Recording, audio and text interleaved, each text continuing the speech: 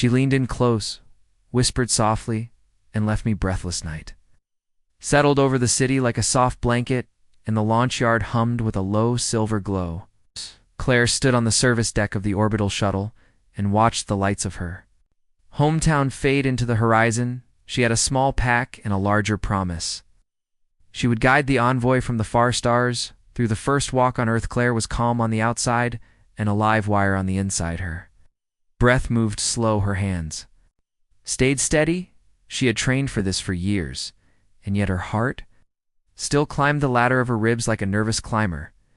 Megan waited by the airlock with a data slate hugged to her chest. Megan liked detail, liked order, liked lists that started neat and ended neat. She met Claire with a small smile and a soft nod. Ready, she said, with her iced ship above them rested like a sleeping whale in a quiet bay. No flags, no noise, only a patient thrum that felt like ocean tide. The envoy was said to be one woman and her team, and a gift that would change how humans saw the sea of night. When the ramp touched the deck, a wind moved across the yard. Not a cold wind, not a hot one either. It felt like the first breath after a hard run, alive and clenched. Stepped into view, tall and light on her feet. Her name was Lyra of the far kin, though voices on the net called her star sister and sea finder. And the woman who listens, her hair moved like river grass, and her eyes held a calm that made the noisy world fall quiet. Claire bowed from the waist, and Lyra mirrored the gesture. Megan dipped her head and tried not to stare. Humans had seen alien craft before, but not like this. Not with a handout and a promise of a walk through a city under open sky. Lyra placed a palm over her chest and breathed in deep. Thank you for your welcome. Her voice held music without notes. We come with care and a wish to learn your tides, your streets, your ways. Claire led the envoy onto the shuttle, and the hatch slid shut with a sigh inside the cabin. The lights were a soft wash, and the seats felt like warm sand. No sharp edges, no hard noise, only a design that said, we plan for Perseus. The shuttle rose, the yard shrank to a grid, and the river cut a dark ribbon through the town. Lyra watched without a word, and then turned to Claire. We see water as a mind, she said, like your memory that holds and moves and returns what we give it. Claire nodded and let the idea sit.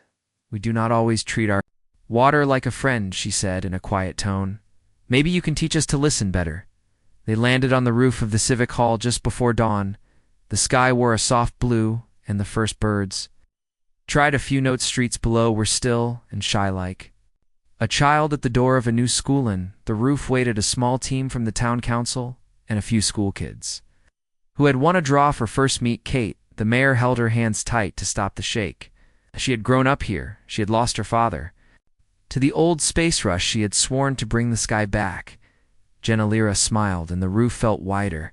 She greeted each person with a look that said, I see you. She knelt to listen to a small boy who asked for stories of stars without using a single mark of sound that would offend their rules today.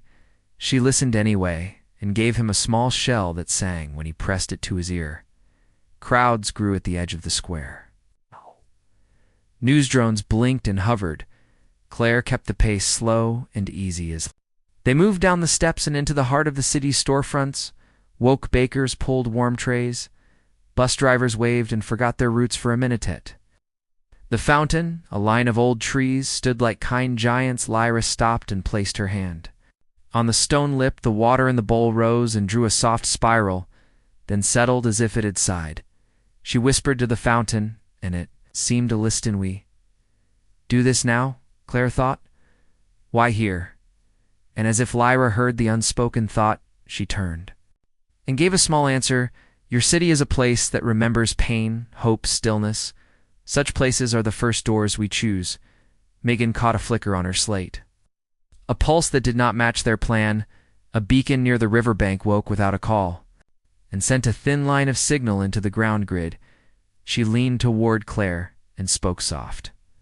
There is a pocket unit at Pier 9, and it is not ours. Claire did not look around or speed up. She reached for calm and found it waiting. Lyra watched her and gave a tiny nod. We also feel a tremor, she said, a small hunger in the wire that moved through the market and into a side street where the shade held A cool hand over brick Nora, a street artist, waved from a ladder and showed a fresh wall, where a girl in a blue jacket reached for a moon of paper cranes. Lyra paused and lifted her hand to the paint the cranes stirred in the picture and folded their paper wings closer, as if to hold the girl steady. Soft alarm rolled through the city network. Like a tire across Gravel Pier 9, lit up on the slate, a private firm had rented an old warehouse and planted a miner in the riverbed. It drank unseen, and without permit it would starve the marsh by sundown and kill the eel run by weak Kate. The mayor went pale and straight. "We tried to stop this," she said, "but they hid the work and moved the boats at night. If we go to force, they will send lawyers who bite like cold rain." Lyra looked from Kate to Claire. "We can ask your river to speak. If it speaks in front of your people, the firm will have no place to hide." Claire felt the ground tilt. And then steady again. This was the gift then. Not gold, not a new engine, not a light that burned forever. This was the gift of voice for the things that had no chair at the table. They walked toward the river with the crowd flowing behind them like a tide, children on shoulders. Elders with canes, drivers who had parked at odd angles and left turn signals ticking in small, nervous heart, sat the pier. The water looked dull and slow as if it wore a heavy coat. Boats sat low and ropes creaked.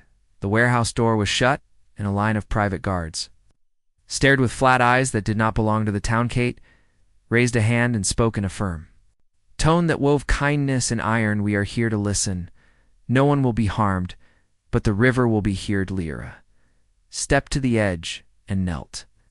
She leaned in close to the water and whispered softly, and even though the wind made a small fuss, her words moved like a hand through grass. For a long breath, nothing changed. Then a ring formed around her palm and spread in slow circles. Claire felt every hair on her arms lift. Megan held the slate tight but did not look at it. People drew in closer without a sound. Water shaped itself into a low swell.